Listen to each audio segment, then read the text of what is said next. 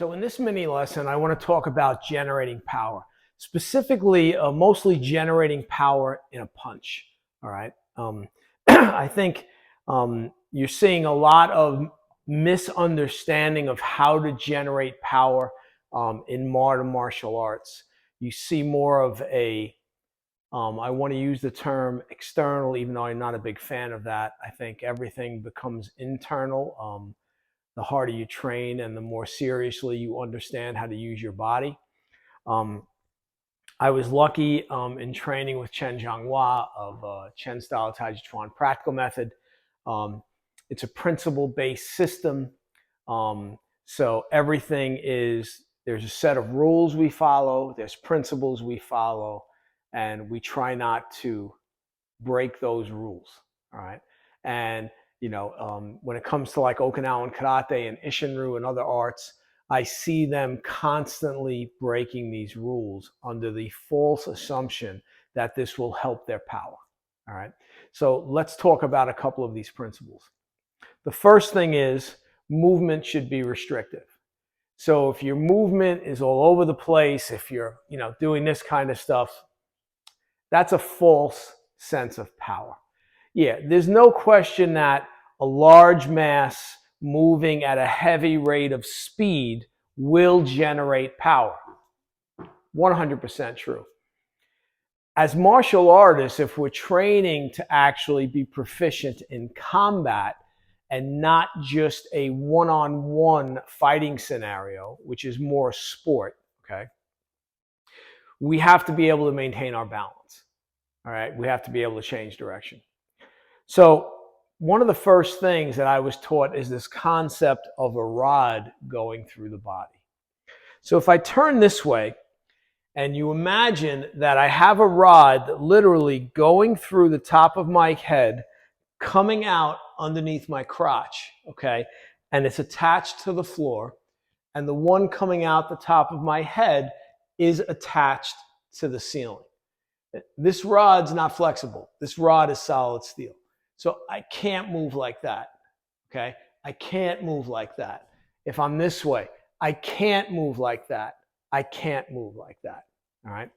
I'm constantly seeing martial artists where they're here, and when they're getting ready to throw a punch, they do these kinds of loads where they bend that rod. Now, the problem is, one is that's considered a retreat. Any wind-up action you do, which again falsely gives you the idea of more power, will result in a retreat. You're withdrawing your hand when your hand should be going forward. Okay? That withdrawal of the hand, your opponent's primal brain will pick up that action and realize you're going to do something.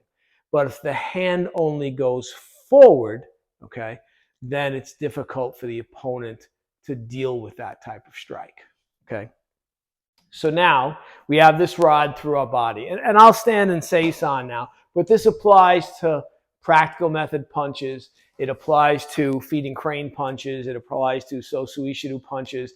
Any type of punches, these principles will apply to, okay? So the rod's through me, can't move like this, can't move like this. Okay, so what does that mean? That means I can only rotate around that rod.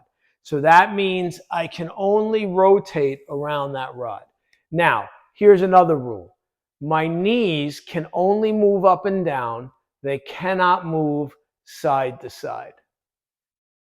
Simple reason for this is the side-to-side knee movement is extremely bad for the knees. The less you move your knees, the better, okay? So ideally, our knees are fixed, but if we are going to move them, we're only going to move them up and down. So you see my knees only go up and down on this line. They're not doing this where they're going, see, side to side. That's a big no-no. So we can only rotate around the rod. Now notice when I rotate my body around the rod, my head doesn't move. So there's none of this. There's none of this. The head is fixed. We rotate around it. So it almost looks like my head is disconnected from my body. Okay. So now, in the case of Ishinryu, When you first learn the basics, your hand's on the hip, but doesn't matter where your hands are when you're punching. But for this exercise right now, we'll do hand on the hip, okay? I'm going to turn this way a little bit so you can see it clearer. So a couple of things I see with my Ishinru friends is they move the elbow out first when they punch. They do this type of action. So from here, it looks like this. I've seen senior Ishinru practitioners on Okinawa doing this. Again, they think they're getting this kind of whipping action, No, there's no power in that punch. It looks okay, but if they hit an actual person, they'd find out real quick there's not a lot of power there. So first thing you want to realize is when you're punching, your elbow has to be aligned with the wrist. So when I make my fist, again, Ishinru fist, any fist you want to make, makes no difference, okay? My elbow has to be aligned behind it. So that when my fist comes out, my elbow has to be behind. If my elbow's to the outside, that's a leak point. A leak point means that the power is actually leaking out our own body. You might say, well, why is that important? Because if the power is leaking out your own body, it's not going into the opponent. So the actual alignment of the body in generating power is tremendously important. So I was told in my Ishinru training to not fully extend the arm. This is a huge mistake. Of course you fully extend the arm. You look at any boxers, they fully extend the arm. Both my Chinese masters who trained me in Chinese martial arts looked at me like I was crazy when I said to them, "Are you fully extending your arm?" And they looked at me and rolled their eyes and went, "Of course." Okay. If you look in Choki Motobu's books, he specifically says to fully extend the arm. Where this short punching stuff came into karate, whether it's a twist punch or vertical, I don't know, but it's a big mistake. All right. So for my Ishinru friends that like to do these kind of short punches, no, you punch out. And if you're wondering if the current Soke punches like that, he absolutely punches with his arm fully extended. All right. In the beginning of the training, you should lock the elbow out, right? And when I say lock it out, I'm not saying you lock it out where you hyperextend it and cause an injury, but of course you full range, all right? Recently, I have an ongoing knee problem. I was born with it. Now that I'm getting older, it's giving me more aggravation. Eventually, I may need knee replacement.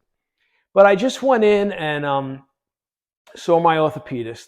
And I asked her, I said, you know, my Okinawan teachers say to not fully lock out the joints. And the Chinese masters say to fully extend. And she goes, your Chinese masters are correct. Because you're affecting the range of motion. You want that full range of motion. You watch any boxer punch. If they're doing shadow boxing in the air, their arms fully extended. Now again, when you're hitting an object, makiwara, heavy bag, whatever it is you're hitting, of course you're not going to be fully extended when you hit the bag. You're going to try to drive in so your extension power goes through the bag, goes through the makiwara. Okay? So, but when you initially hit it, of course there'll be a bend in the arm because you're driving, you should be driving in. Okay? So that's without question. And it's the same with the body. Okay? I'm not going to hit the body here where I'm fully extended. There's no power. I'm going to hit the body here where I drive through. I drive through that body. Okay, so elbow has to be aligned with the wrist. Shoulder has to be down, okay? If you're doing this and your shoulder is up, that's another leak point, all right? So that means your power is leaking out the shoulder. No good. So shoulder has to be down. Now, if you're punching like this, where you're doing a slight bend in the back, this is something that Master Shimabuku Kichiro Sensei really gave me a hard time about when I first went to Okinawa. He said I was leaning over slightly. And initially I was like, really? I didn't feel like I was, but I realized that he's 100% correct. And it actually took me quite a while to get to the point where I don't do this slight leaning, right? And you see a lot of people, they'll do this kind of thing. The problem is when you do this kind of thing, you have a break in the waist here. So now your power is shooting out in your lower back. So again, it's a leak point. So now here's the problem. When you're hitting a makiwara, when you're hitting a heavy bag, those are implements that give you no feedback. Okay?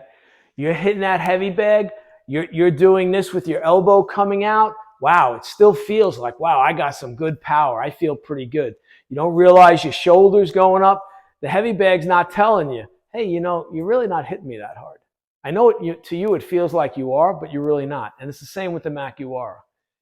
So the way you want to not find out you're not hitting hard is the first time you need your martial arts to save your life. All right. So someone like me who's used his martial arts a lot for real, all right, hundreds of life and death situations where I've had to strike people, all right, I would have learned really fast if my strikes weren't there. And I will tell you, my philosophy in striking has changed throughout the years because initially, yeah, my punches were pretty strong. But as I learned certain principles and brought those principles into my karate, it was a game changer. So a complete game changer. So we're here. The rod's through the body. We're not going to lean over. We're not going to have the elbow. We're not going to have the shoulder pop up. Okay. So now what we want to do is, in Ishinryu, we say, you'll hear it, just look at Wikipedia. Ishinryu is known for its snap punch. There's no such thing as a snap punch. So let's use some common sense. Okay. If I'm concentrating on snapping my punch back, that means I'm not concentrating on putting the power into the opponent. All right? It's quite simple. If I'm driving a car and there's a stop sign, I don't wait till the car gets right with the stop sign and slam on my brakes and try to stop. No, I start to step on the brake to slow the car down. What you don't realize is when you're worrying about pulling that fist back, you're slowing your punch down and you're not transferring that power, that line of power, like a needle going through the enemy. You're not putting it through them. You're actually short-circuiting it. So you might think you're driving through, but you're not. So, but you say, Sensei Calandra, I clearly see that the founder and other senior Ishinryu people are pulling the punch back. Well, the founder didn't pull his hand back, all right? It's this action here in what the Chinese call the kwa, all right? The Japanese might say koshi, which means the hip, right? And in Okinawa, it's about the chinkuchi, right? It's about the alignment in the body. It's all the same thing, all right? So I'm here. Now, if you're a real beginner, I might actually tell you to turn a little bit like this. So I might tell you to do this, but notice my head didn't move, just so you get the action of moving around that rod. Now, as you punch forward, the elbow stays in and the body rotates around the rod this way. So if I'm here, and let's say my hand's here, as this one pulls back, but you notice my head doesn't move, right? So everything rotates around the rod. So now I'm over-exaggerating it so you can see it. So if I do it from the side, you'll see I'm here, right? And I'm over-exaggerating. Now, if I want to do this, like I know I told you not to wind up, but again, for a beginner to understand this concept of the rotation, okay? Another term you're going to hear a lot, all right? So as I punch, my whole body rotates and pushes the arm out. Now, this hip is pushed forward. This kwa has pushed into the arm. My shoulders down pushes into the elbow. The elbow pushes into the wrist, into the first two knuckles. That's the line of power. All right? So, my body rotated. Now, when my body rotates back, my arm relaxes, and that's what causes the retraction of the fist. So when I retract, I don't leave my arm stiff. I don't do this, right? I've already hit the opponent. There's no reason to keep that stiffness in my arm. So once I've driven in, now as my waist comes back and retracts, because my arm is attached to the body, the elbow has to come back. The elbow has to come back and we release the arm and relax it. So if I'm doing this at speed, with speed and power, okay, I'm here, and as I punch, right, I won't retract the hand now, right? So as I punch, right, it's, so it goes out, body rotates and comes back. And this is something that takes a while to get, but you see when I punch here,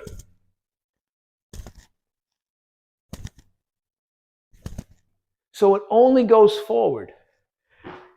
So what some of the first generation students told me they would see Tatsuo, how he would practice Sun Tzu, is he would practice Sun Tzu from here and just punch right from here. So if you watch, you'll see the qua and the waist turn here, right? It goes out and it retracts, right? Now if I step, I do the next one. It goes out and retracts, right? So I'm not doing any of these loads. Right? Or the favorite one I see in Isshin-ryu Karate is this utterly ridiculous one that I see people doing in Sun Tzu. I literally shake my head in wonder every time I see people doing Sun Tzu like that. I don't want to hear anything. Nobody punches like that. Master Shimabuku was standing next to me at a tournament, right? One of the world championships. And he brought this up. He says, "Who punches like that?" That was his exact words to me. I said, "Sensei, I don't know what to tell you. I've mentioned it, and a lot of them still do it." And sadly, I think a lot of you do it because you think it looks good, okay? The problem is, this is a martial art. It's not about it looking good. It's about you doing it correctly, okay? Show me one video of the founder, right, or any of the senior Isshin-ryu teachers that do that like that. The answer is none of them do. So just stop it, because it looks absolutely ridiculous. Okay? So, taking that concept now. Now I did it from the basic position here. I don't care what style of karate you do. If you're chambering up here, it's the same thing. So my head's not going to move, right? And I'll do a twist punch this time. And this comes here. Now, on the twist punch. In modern karate, you get a lot of this. You allow the elbow to go to the outside. Once the elbow is pointing to the outside, that's a huge leak point. So you want that elbow to be pointed straight down. So whether I'm doing a vertical fist, a twist punch, okay, or an underhand punch, notice the point of my elbow never changed. Okay? This is extremely important. In the Bubishi and many other books, they talk about the positioning of the elbow. All right? So if when you're punching, your elbow's coming out like this, big problem. All right? So you want to try to keep your elbow down as much as possible. So if I'm chambering from here and I'm doing a twist punch, it's the same thing. So if I go here, it goes out and comes back, right? So there's no reason for me to keep this stiff position, then step and do my next one. Again, this is more of a sport tournament way of doing your kata, all right? If you're doing your kata to where you want to develop this pretty devastating power that we're striving for in karate. And I'll just mention this. My feeding crane master, Lu Changyi, the first time I trained with him, took me on the side and said to me, "You know, Michael, I know karate had this power. We know it had it. Why doesn't it have it anymore?" And I gave him two answers. I said, sport, and I said, I think we lost a lot because of World War II. So we lost a lot of that knowledge and then the pushing of karate as a sport and not as a life protection art. All right? So now you say, all right, but are we going to be in these positions in a fight? And absolutely not. Right? We're going to probably have our hands up. If somebody squares off with us, we're going to have our hands up. So can I do the same type of punching from here? Absolutely. If I do this, you'll watch. This waist turns here, and then it comes back. It goes out and comes back. This waist turns here, right? So the waist turns. The knee only goes down, right? It doesn't do this. I don't do this, okay? So I don't want to practice this kind of stuff. This kind of stuff, all right? No. Gives you a false sense of power. All right. So if I'm here and I want to throw the punch, right? The hip throws it out. Here, here, here, here. All right. And this will increase your speed. So we're not looking for a long power. A long power is we're way back here and we come here. We want to be able to create and generate tremendous force in a short span. Okay? So that means like the opening of Sun Tzu. That's what we just punch from here. And you know, on occasion, I'll have one of my students hold a pad and I'll let go with one. And they're surprised at the power. All right? But again, if you get the connection, if everything is in alignment in the body, if I'm not doing this, if I'm not doing this, if I'm not going sideways, but if you get this rotational connection, using the rod, rotating around the rod, fully extending your punch, and then as the waist comes back, your elbow comes back with it, right?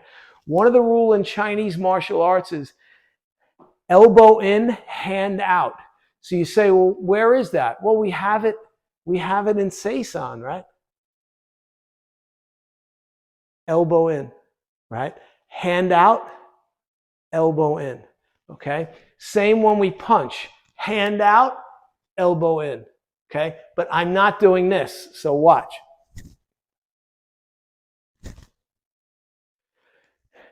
There's nothing going on. I'm strictly using the muscles in my arm. And again, when you're young, that might work great for you, okay? But you will not maintain your speed and power as you get older. So those of you watching this that are my age or older, and you're saying to yourself, boy, you know, yeah, my speed's not nearly what it was. This is why. Because you're relying on just the arm. When the body gets involved, but these actions all at a higher level. So when I was first training in this, obviously I would wind up a little bit to really and overturn and really get that where I would overturn and come back. Now I don't have to do that. Now the action is so small that you barely see my waist move. So if I'm here and I'm actually throwing a punch, right? And you see the speed and the power, right? But there's not a lot of big movement here. So in the beginning, the movement will be bigger. It should be bigger. As you do it more and more and more, the movement becomes smaller, but the power gets bigger. So, try this out. Again, it's the same principle. If I'm doing practical method, okay, and I'm working on this punch, it's the same thing. It's not this. It's not this. As I'm here, right? This stays here, and this rotates around, right? The other thing you can work on too is when you do the punch, is as you punch and fire that punch, push down on the rear foot at the point where you'd hit. So don't like lift the heel and do that. No, your feet are flat, punch, right? When you punch, push down on the rear foot. And you'll find if you hit a makiwara or a heavy bag, you're probably already doing that. You just don't realize you're doing it, okay? So what the Chinese have a saying, find the straight line in the circle. So if this is my punch, the straight line starts here. Has to go through my body, come down, and finish at my rear heel. And it's the same with an Ishinru punch. Here's the line. If that line has a break anywhere, if your wrist is bent, like some of my Ishinru friends like to punch like this, you'll be in for a rude awakening, okay? So, if the wrist is bent, that's a leak point. If the elbow's bent, a leak point. Shoulders up, a leak point. Bend in the waist, a leak point, okay? That's where your power, so instead of your power going into the opponent, it's leaking out through your own body. So, try it, but give it a little bit of time. This is not something you can do instantaneously. But if your body captures the feeling and understands the ability, you'll see a big difference in your punching power. All right. In a future video, I'll do how to hit the Makiwara, how to hit the heavy bag, and you'll see all these same principles will be when I'm demonstrating on the Makiwara. I see a lot of sensei, both Okinawan, Westerners, makes no difference, Japanese, okay? They do this kind of stuff. And they move like this, and they hit the Makiwara, and their body's doing this kind of stuff. And I just shake my head every time. Back straight, rotate around the rod. Understand this principle, and you'll see tremendous, tremendous power. In the beginning, it won't feel that powerful. But then as you do it and you understand it, the power actually becomes frightening. All right? Hope you enjoyed this. Try it out, and I'll see you in the next video. Thanks.